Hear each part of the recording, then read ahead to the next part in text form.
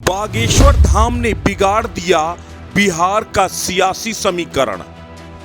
बागेश्वर धाम की धमाकेदार एंट्री से गर्मा गई सियासत। बड़बोले तेजू को तो सूंघ गया सांप, लेकिन बहन रोहिणी ने विदेश से संभाला मोर्चा। बागेश्वर धाम की कथा ने तोड़ दिए सारे रिकॉर्ड। कथा में उमड़ पड़ा ऐतिहासिक जनसैलाब। भक्तों को कथा में न आने का करना पड़ा आह्वान। बागेश्वर धाम की बिहार में एंट्री के बाद बिहार की सियासत में उबाल आ गया। तेज प्रताप यादव की धमकी के बावजूद आचार्य धीरेंद्र कृष्ण शास्त्री ने हिंदू राष्ट्र का, राम राज्य का संकल्प दोहराकर बिहार की सरकार को खुली चेतावनी दे दी।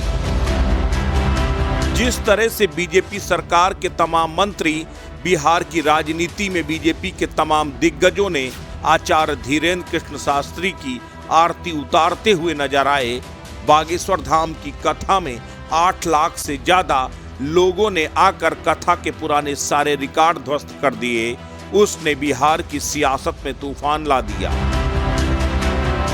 लालू के बड़बोले सुपुत्र तेज प्रताप यादव बागेश्वर धाम के बिहार में आगमन से पहले ही उन्हें धमकी दे रहे थे।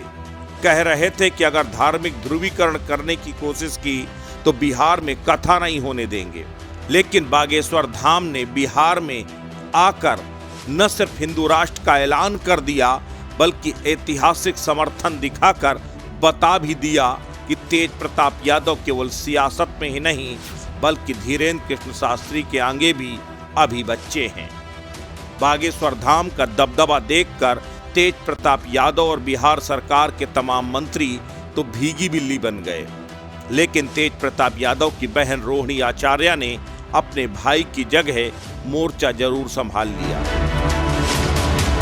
सिंगापुर से ही रोहिणी ने एक के बाद एक कई ट्वीट करके न सिर्फ धीरेंद्र कृष्ण शास्त्री के ट्वीट करके अर्जी लगाई, बल्कि बीजेपी के नेताओं की भी जमकर खिंचाई की।